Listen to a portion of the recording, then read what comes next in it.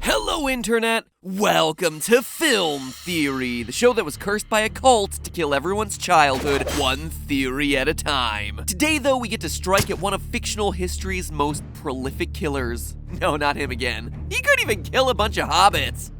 What? Oh, yeah, I guess he did kill a bunch of people. Alright, so prolific might not be the right word. Today we're gonna take a stab at one of cinema's most famous killers, Michael Myers. Yeah, baby! Yeah. Michael Myers, not Mike Myers. Michael's insane and inconsistent past has been covered in 10 Halloween movies. Technically, there are 11 movies in the Halloween franchise, but Halloween 3 had nothing to do with serial killers wearing William Shatner masks, so not really important for consideration today. And yet, despite it being the second longest running horror franchise of all time at 40 years, no one in that huge stretch of time has figured out how to finish off the shape once and for all. He is literally seen to be unstoppable, being brought back in film after film despite whatever damage he took previously. So I got to wondering, if I were a babysitter on Halloween night in Haddonfield, Illinois, the primary setting of the Halloween films, what could I do to not only survive, but be the one to finally stop Michael Myers' reign of terror once and for all? Now, if you've never seen Halloween or its army of sequels, then you're probably unfamiliar with its convoluted story. And if you have seen the movies, well then you're still probably unfamiliar with its convoluted story, since the whole thing gets retconned every time there's a new installment. Basically, Halloween is a Bildungsroman, a coming-of-age story of a young man named Michael Myers, who in 1963 opens the series by killing his older sister Judith. He spends the next 15 years in a mental asylum under the care of the single worst mental health professional of all time, Dr. Loomis. Behind that boy's eyes was purely and simply evil. Good medical advice there, Doc. On Halloween night in 1978, Michael escapes and goes on a classic road trip adventure. Despite, it's worth pointing out, never learning to drive, since again, he was locked in an insane asylum since the age of 6. Anyway, he does all your normal road trip stuff, stealing your murdered sister's gravestone, robbing hardware stores for Halloween masks, and teaching young teens the benefits of abstinence. And this kind of remains his MO for the rest of time, occasionally showing up, always on Halloween night, to slowly walk from point A to point B in order to murder some sexually promiscuous teenagers, long-lost members of his family, and the occasional hermit. That keeps us stargazing and Hermit, not Kermit. He's not murdering Muppets. Halloween 6, The Curse of Michael Myers, provides a deep and often detested backstory for this murderous killer, where as a child he was cursed by the Cult of Thorn to murder his entire family as this ritual sacrifice to some ancient gods, a backstory that is immediately erased just one movie later in Halloween Water. Wait, what? Halloween H2O? Yeah, that's what I said. Halloween what? H20? Oh, Halloween 20 years later, H20. That's stupid. That's a stupid name. And now the new 2018 installment takes it one step further by erasing literally everything but the very first Halloween movie, thereby making the only currently canon films in the franchise to be Halloween and its new sequel, Halloween. So stupid! It's so stupid! So we know his story, or at least as much as we can know about his story, but if we're gonna beat him, we need to know his power set. And let me tell you what a power set it is. He is slow, and he tends to use a knife. When he's presented with something like a gun, he also uses it as just a knife. Top tier killer, ladies and gentlemen. Some people seem to believe that he can teleport, but technically that's not true, because when he's arrested at the end of Halloween 5, he needs someone else to intervene and break him out of jail. Other people think that he's a cyborg because he bleeds yellow in Halloween 6, but again, that's also not true, because that yellow substance is just a chemical that he'd been injected with a few scenes earlier. So what makes this guy a murderer so threatening that I'm dedicating an episode to him? Well, to put it simply, he's unstoppable. Slap his face on a motivational poster because he is the embodiment of persistence. We've seen him shot and it doesn't work. Again and again and again. Jeez, guys, stop trying to shoot him. It clearly doesn't work. He survives multiple stabbings, long falls. He survives burning with minimal damage, beatings from lead pipes, and even Busta Rhymes can't get the job done when he tries to crotch shock Michael to death. That That is a high voltage wire right to the groin. Ugh, yikes. So we know that shooting, stabbing, exploding, electrifying, and beating Michael won't kill him, but he is human. We see that he eats dogs in the first Halloween, and we're able to hear him breathing throughout the series. So when it comes down to it, Michael has two things going for him. Super strength, I mean, just look at that one-armed pull-up, and a healing factor that is so strong that he's able to get his eyes shot out at the end of Halloween 2, but then have him back to full functioning during the next film. So, how would you defeat Michael Myers? My first thought was acid. Just like Cell in Dragon Ball Z, you need to destroy every last particle of a regenerating creature so nothing can grow back. And with acid, it would just keep burning away no matter how much Michael regenerated. However, upon closer inspection in the series, this isn't the case. At the end of The Curse of Michael Myers, we see Tommy Doyle, inject Michael with a mysterious yellow goo. But upon closer inspection, the movie makes it very clear in these few frames that the goo is indeed meant to be corrosive, so acid doesn't seem to be the way to go. Then I thought, well, maybe the most boring way possible, old age. I know it's lame, but curse or no, he is clearly shown growing older and aging, starting the series at age 6 in 1963, and then 15 years later proving himself to be a big strapping adult of age 21.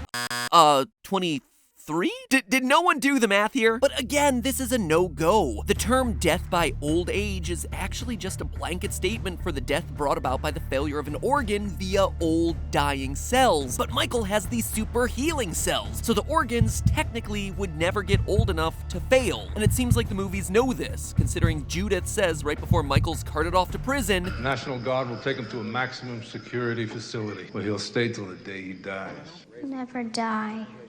so we need to attack the healing factor itself. A healing factor that, unlike what we see in Logan, shows no real signs of failure. But we also need to remember that, cult or no, Michael is at his core human. He was a kid, he grows up, he's referred to as a human in the movies, he gets knocked unconscious like every other scene, we see him bleed, so we can assume that at some level his body functions via basic human biology. And basic human biology is all that we're gonna need to kill him. You see, all humans have the biologic potential to heal, regrow, and even in some cases regenerate parts of their body. For instance, if your liver gets injured or you lose part of it or you donate part of it, the rest of it will grow back on its own, back to exactly the right size for your body. So what grants us our own, albeit much slower, regenerative ability? Stem cells and progenitor cells. You've probably heard of stem cells, the magic cells that start off as a blank slate but can evolve into any type of cell in your body. They're most commonly seen in the growth of babies before they're born, but all of us walking around have our own adult stem cells sitting in our body waiting for their potential to be unlocked. Now, stem cells have their cousins, progenitor cells, which are slightly more specific than stem cells, but can still grow up to become several different kinds of cell depending on what kind of progenitor they are. For instance, your endothelial progenitor cells are the ones found under your skin or near your blood vessels. When you get a cut or scrape,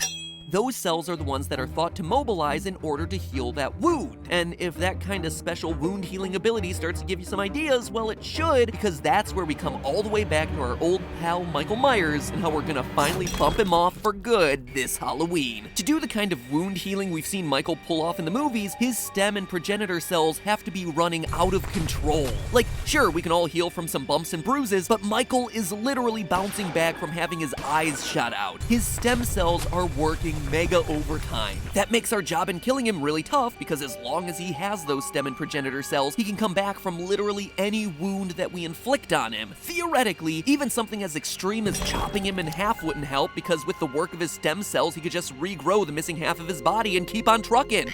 No, there's only one way to completely wipe out his healing ability, and that's by getting rid of every single one of those regenerating stem cells. So how the heck do we do it? One word: irradiation. Specifically, total body irradiation, or TBI. TBI is a real medical procedure, and it's been used for over 40 years to help cure very difficult diseases like leukemia. 40 years, the exact amount of time that Michael Myers has been stalking babysitters in Haddonfield. Coincidence? Yes, absolutely. In leukemia, a patient produces the wrong kinds of blood cells. Those bad blood cells are created by stem cells deep inside the person's bone marrow, which, in case you didn't know, is actually where all your new blood comes from. To treat leukemia, one option is to get get rid of all the stem cells in the patient's bone marrow so that there are no cells left to produce the bad blood. Doctors do this by exposing the patient to radiation, high enough radiation to literally kill off all the stem cells existing in the bone. If it sounds scary, it is. And if you know someone who's going through this, give them tons of support because it is basically the bravest thing you can do. And yes, that includes facing down a goofy, masked serial killer. Now, once they're without their stem cells, they can't produce any new blood at all, which is why patients receive a bone marrow transplant. In a bone marrow transplant, once the bad bone marrow has been irradiated out, new marrow from a donor is implanted so the patient has a whole new crop of stem cells, thereby ending the leukemia. Now, in our case, we're not trying to cure Michael Myers, we're trying to get him done. But the principle is the same. If we wipe out Michael's stem cells, we wipe out his healing ability, thereby making it possible to kill him without him coming back. But to do that, we're gonna need a lot of radiation. A really lethal dose, which would be much higher than what's used in treatment for even the toughest of cancers. Basically, we gotta zap him with everything we've got. Now,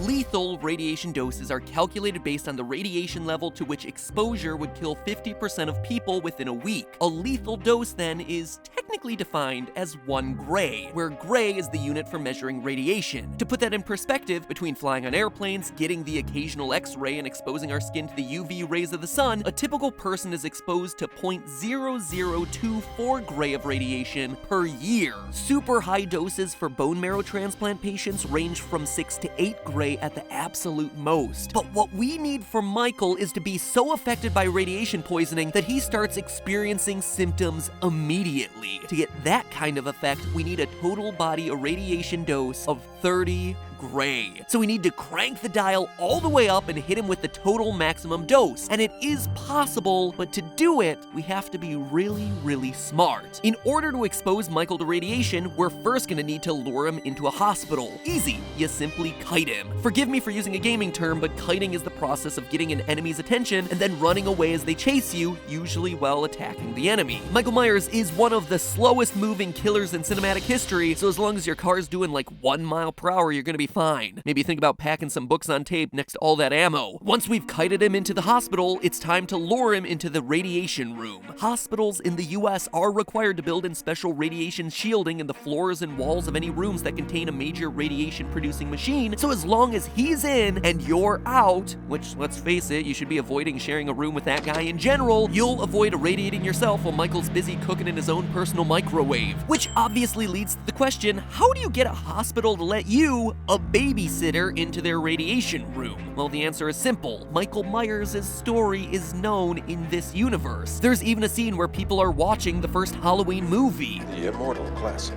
followed by the big giveaway at 9. It's not just a horror movie over there, it's like a Lifetime original feature, based on a true story of heroism. And in the new Halloween movie, people are actively trying to do a podcast with Michael Myers. His story is out there. Anyway, Laurie Strode at this point has had 40 years to prep for his eventual attack. Plenty of time to get some doctors, or law enforcement, or both on her side. They even know what day he's gonna attack. Spoiler alert, it's always Halloween. So if we manage to keep him in the room at max dose, he should start to show signs of acute radiation poisoning in minutes, including nausea, dizziness, and shock. And this is exactly where we want him, because now it's time to go in and finish the job. That's right, after all this trouble, it's actually not going to be the radiation that kills him. Remember, the whole point of irradiating Michael was to deplete his stem cells, preventing him from healing himself. From there, we use any method available. Shoot out his eyes again, inject him with acid again, chop him with an axe, or for goodness sake, just decapitate the right guy this time. Because now he's reeling with radiation poisoning and has no way to heal himself. We can finally rid the world of the terror that is Michael Myers, finishing off the Halloween movies once and for all, or at least until they reboot them in another 10 years. But hey, that's just a theory. A film theory. And cut.